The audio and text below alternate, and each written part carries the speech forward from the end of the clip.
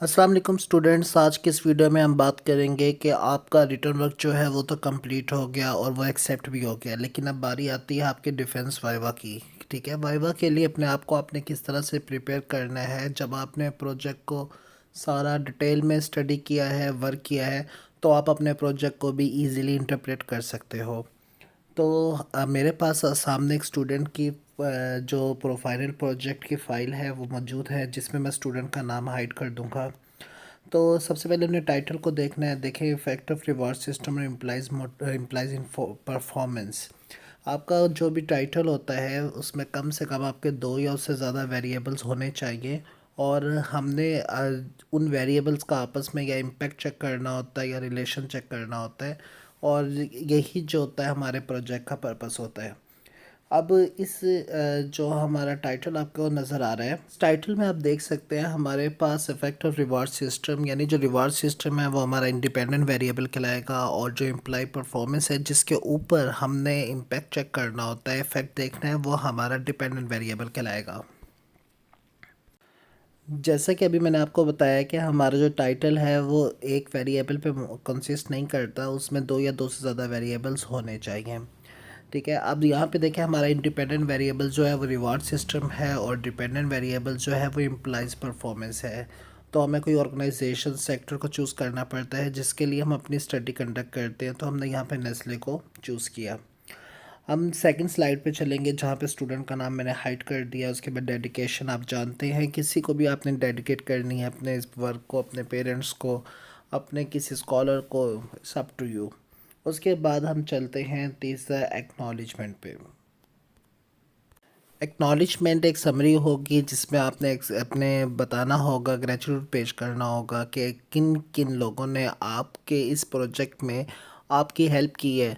अगर आपने data collection में किसी से हेल्प ली है तो डेफिनेटली आप उसका नाम नॉमिनेट करेंगे यहाँ पे। अगर आपने प्रोजेक्ट बनाने के लिए अपने इंस्ट्रक्टर से हेल्प ली है तो आप अपने इंस्ट्रक्टर का नाम यहाँ पे लिख के थैंक्स करेंगे उनको।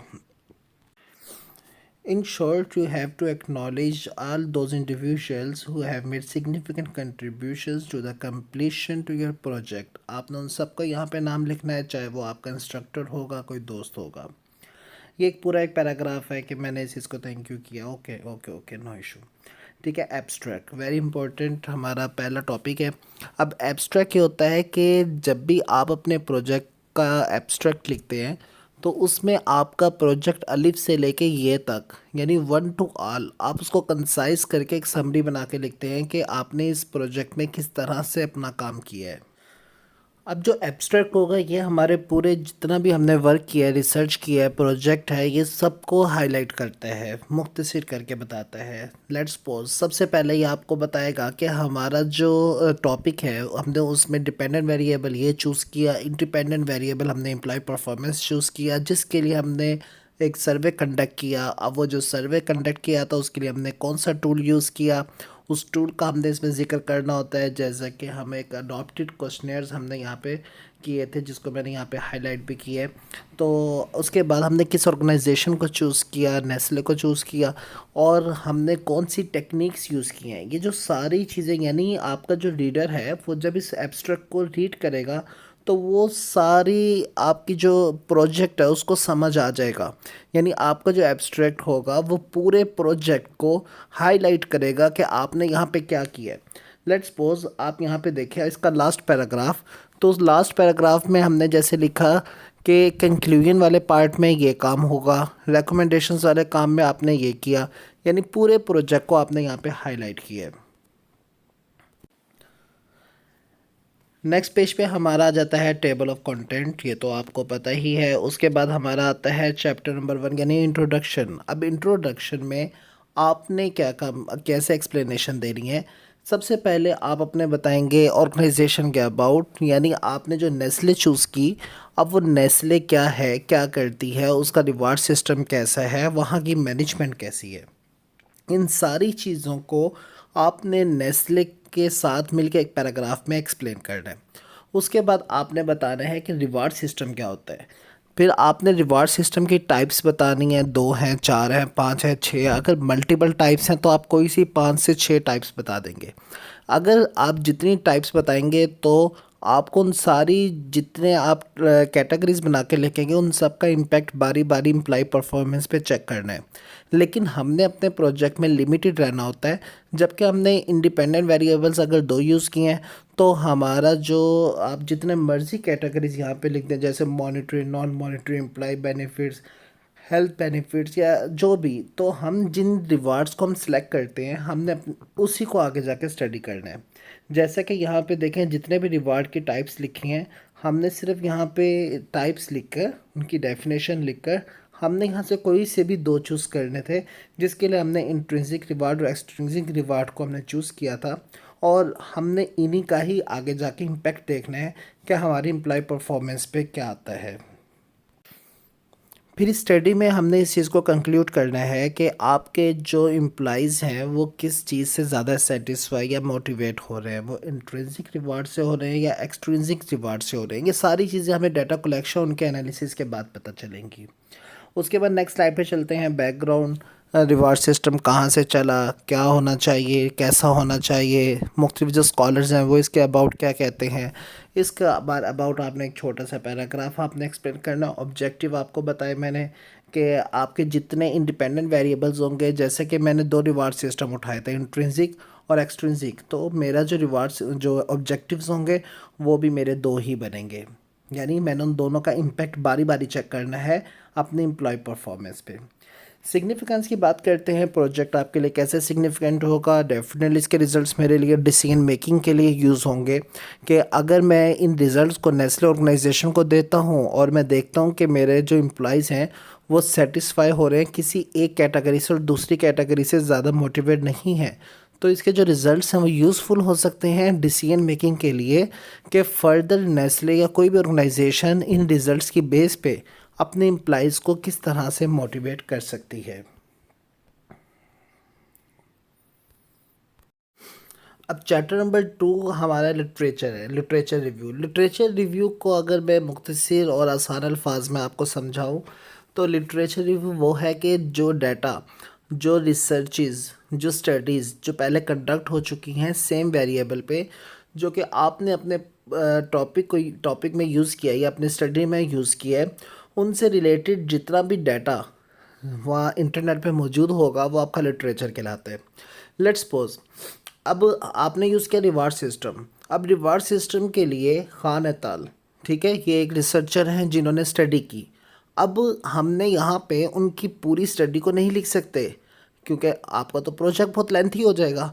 हमने क्या करना, उनको कंक्लूजन ला के यहाँ पे हमने ऐड करना है कि खान et al के मुताबिक जो रिवार्ड सिस्टम है वो बहुत ज़्यादा सिग्निफिकेंट रोल प्ले करता है आपकी एम्प्लॉय मोटिवेशन पे। ठीक है, इसको आप गूगल स्कॉलर पे जाके चेक कर सकते हैं। इसी तरह से आपने कोई से 5 से 7 यानी 5 to 7 रिसर्चर्स का यहाँ पे जिक्र करना होता है।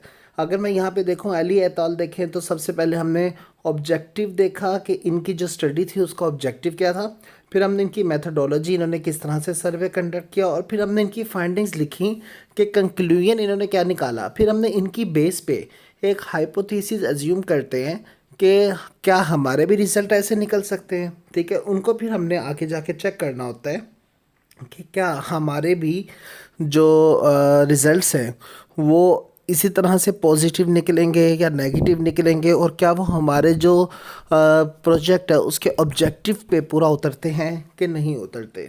ठीक है, ये हमारे 2 यहाँ पे ऑब्जेक्टिव्स हैं जिसमें हमने देखा कि जो एक्सट्रिंसिक रिवार्ड है वो पॉजिटिव इम्पैक्ट कर रहा है हमारी एम्प्लॉय मोटिवेशन पे या एम्प्लॉय परफॉर्मेंस पे। अब हम आगे जाके अपने टेस्ट में जाके इनको देखेंगे कि क्या ये एक्सेप्ट होते हैं कि नहीं होते।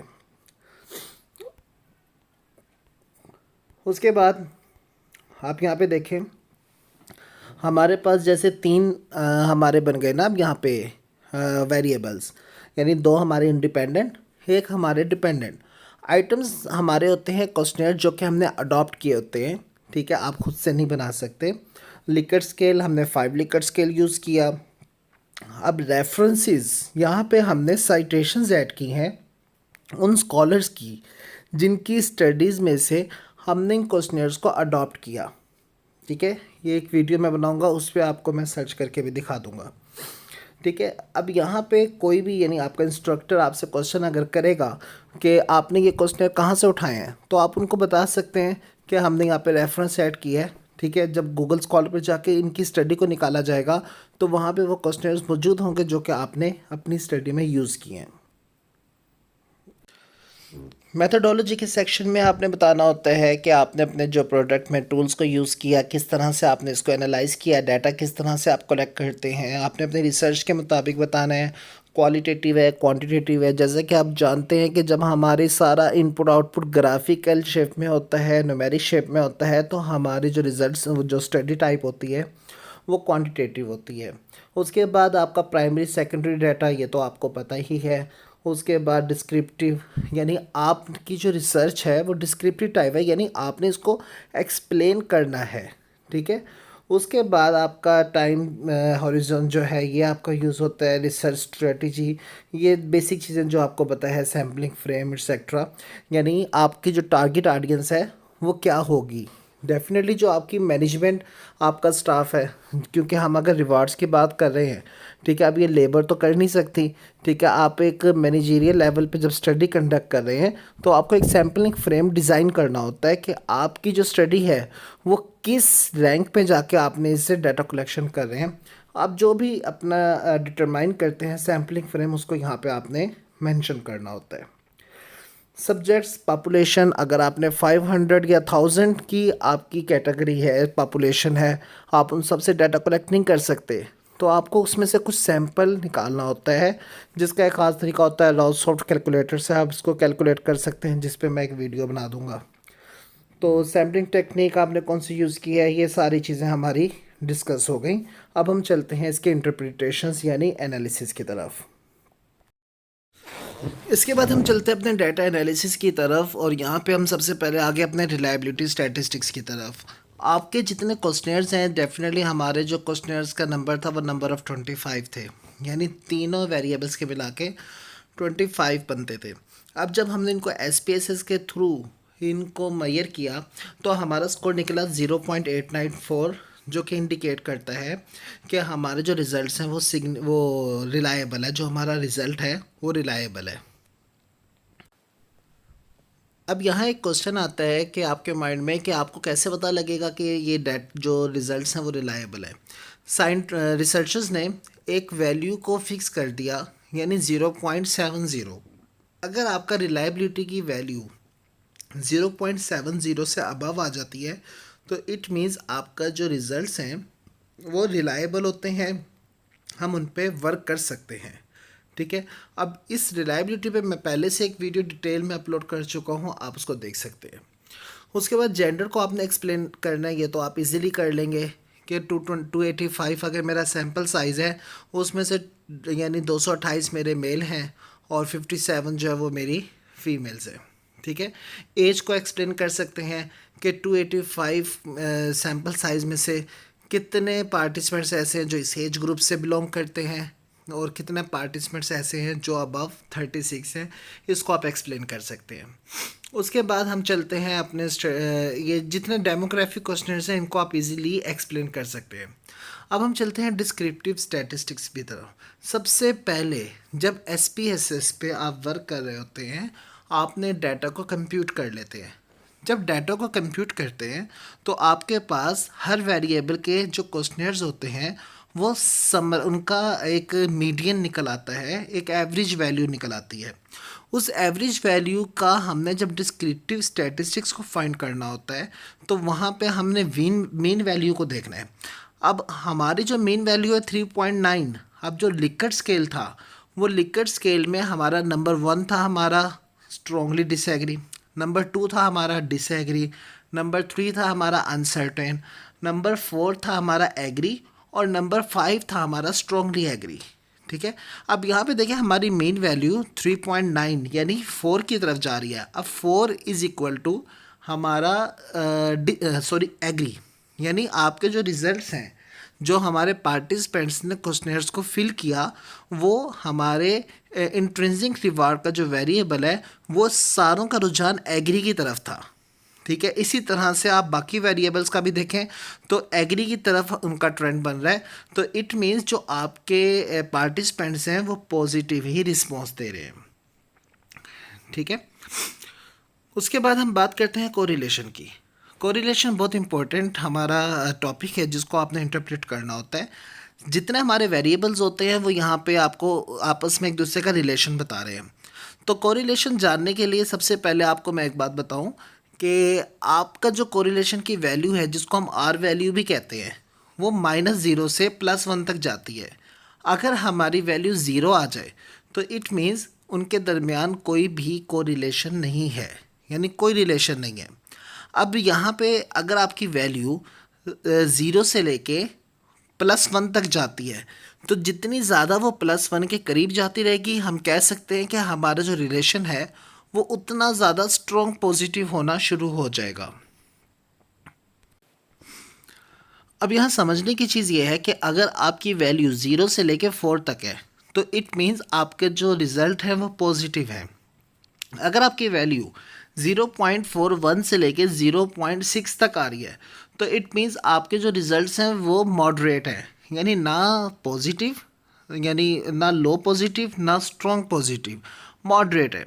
अगर आपके रिजल्ट्स 0.61 से नियर टू 1 जितने ज़्यादा जाते रहेंगे तो हमारा जो रिज़ल्ट है वो उतना ज़्यादा स्ट्रॉन्ग पॉजिटिव होना शुरू हो जाएगा। ठीक है। अब यहाँ पे देखें हमारा जो आई आर है, ठीक है, इस आई आर का रिलेशन हमारे जो एम्प्लॉय परफॉर्मेंस पे देखें 0.734 है, जो कि हमारा ग्रेटर देन 0.6 है। तो इट मीन्स हम कह सकते हैं इन दोनों के दरमियान, यानी हमारा जो इंट्रिंसिक रिवार्ड है इसका जो रिलेशन या इम्पैक्ट या इफ़ेक्ट पड़ रहा है एम्प्लॉय परफॉर्मेंस पे वो स्ट्रॉन्ग पॉजिटिव है, यानी 0.734। अगर हम देखते हैं अपने दूसरे वेरिएबल पे यानी एम्प्लॉय परफॉर्मेंस का, तो इसका 0.827, ठीक है, जो क्या इंडिकेट कर रहा है there is a strong positive relation. लेकिन आप अगर यहाँ देखते हैं कि हमारा अगर दोनों इंडिपेंडेंट वेरिएबल के दरमियान जो रिलेशन है यानी आई आर का ई आर के साथ जो रिलेशन बन रहा है वो है 0.561, जो कि मॉडरेट है। ठीक है, स्ट्रॉन्ग पॉजिटिव नहीं है और लो पॉजिटिव नहीं है, मॉडरेट है।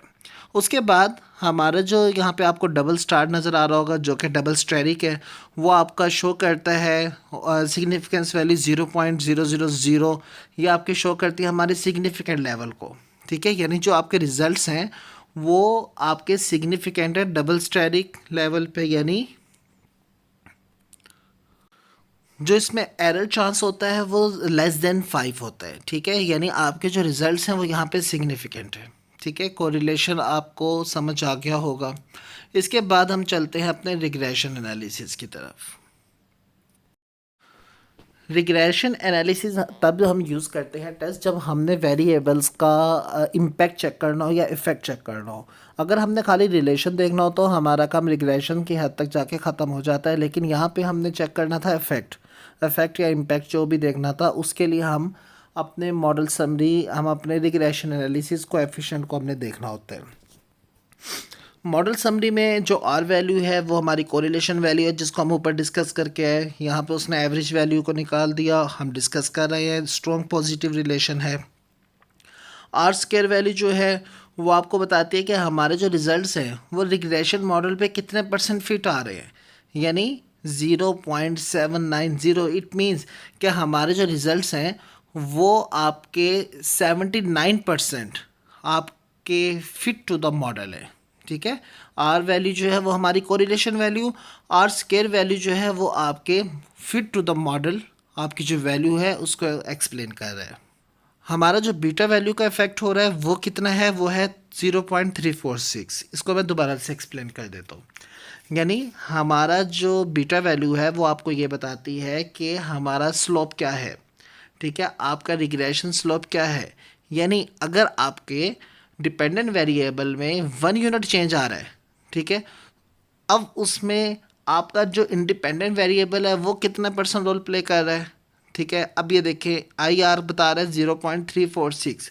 इट मीन्स आपके रिग्रेशन मॉडल में आपकी बीटा वैल्यू ये बता रही है कि अगर आपका एम्प्लॉय परफॉर्मेंस 1 यूनिट चेंज हो रहा है तो आपका आई आर का उसमें क्या रोल है, 0.346 वो इंक्रीज करता है। ठीक है, इसी तरह से ई आर का जो है, ई आर की बीटा वैल्यू निकली है 0.641। ठीक है, ये क्या शो कर रही है कि अगर आपका डिपेंडेंट वेरिएबल में 1 यूनिट चेंज आ रहा है तो उसमें ई आर कितने परसेंट रोल प्ले करता है, 64% रोल प्ले करता है। अब हमारी सिग्निफिकेंट वैल्यू जैसे कि मैंने आपको बताई थी 0.000 है। ठीक है, हमारी जो बीटा वैल्यूज़ हैं वो <1 होनी चाहिए। अगर ये दोनों आती हैं तो इट मीन्स हमारे जो हाइपोथेसिस है जो हमने पहले एज्यूम किए थे वो एक्सेप्ट हो गए। देखिए, हमारा पहला हाइपोथेसिस था, बीटा वैल्यू निकली 0.346 <1 होनी चाहिए, सिग्निफिकेंट वैल्यू 0.000 होनी चाहिए। और हमने कहा हमारा यहाँ पे पहला हाइपोथेसिस एक्सेप्ट हो गया कि आई आर और इम्प्लाई परफॉर्मेंस में डायरेक्ट प्रोपोर्शनल है, यानी सिग्निफिकेंट रिलेशन है। इसी तरह से हमने एक समरी बनाई, उस समरी के बाद हमने कंक्लूजन बनाया। ठीक है, यानी जितने रिजल्ट्स हैं उनको हमने समराइज़ किया और उसके बाद हमारी लिमिटेशंस। अगर आपको इस में किसी तरह का प्रॉब्लम आता है आप कमेंट करें, कमेंट में अपना ईमेल लिख सकते हैं, कुछ भी लिख सकते हैं मुझसे कांटेक्ट करने के लिए, तो मैं आपको डिटेल में इसको एक्सप्लेनेशन दे सकता हूँ।